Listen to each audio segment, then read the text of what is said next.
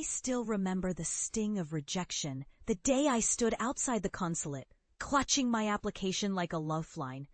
Each time, I returned home with one more form in hand, a cruel reminder that my dreams were deemed unworthy. "Your application lacks merit," they'd said, their eyes cold and indifferent. The world beyond my country felt like a distant, unattainable mirage, and with each denial, my heart sank further into despair. After the third rejection, I decided I could not let their judgments define me. I would leave this place of desolation, where dreams were stifled under bureaucratic burdens. I found myself immersed in books, poring over dusty tomes about diplomacy, global relations, and languages. I studied late into the night, fueled by an insatiable desire to prove them wrong. Days turned into months, and months into years.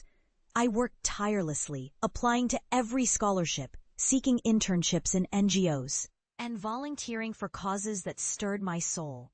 I fought through the exhaustion, the doubt, and the whispers that questioned my sanity. Each small victory, an acceptance into a summer program, a scholarship that financed my studies, was a step towards my goal. I transformed struggle into fuel, each setback a stepping stone, my resolve hardening like steel.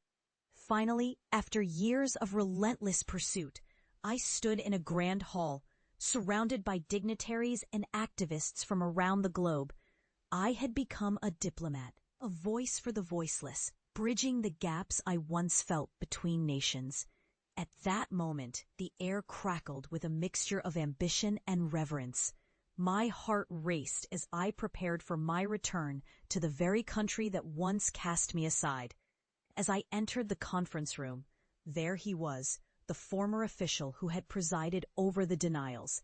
His once lofty demeanor now seemed diminished, a mere shadow of authority holding on to a fading title.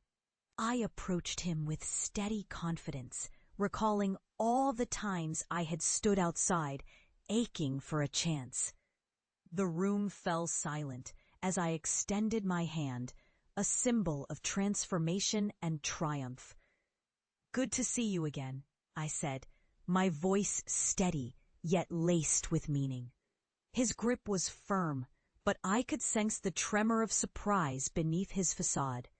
I didn't expect you back," his voice faltered, betraying a hint of humility. "Neither did I, but here I am," I replied, my heart echoing with every word. "This time, I'm not just a dreamer. I'm a diplomat committed to reshaping our futures."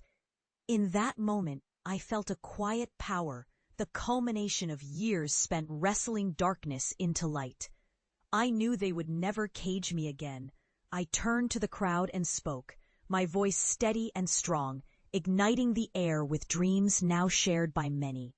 I had come home, transformed, not just by the journey, but by the resilience forged within.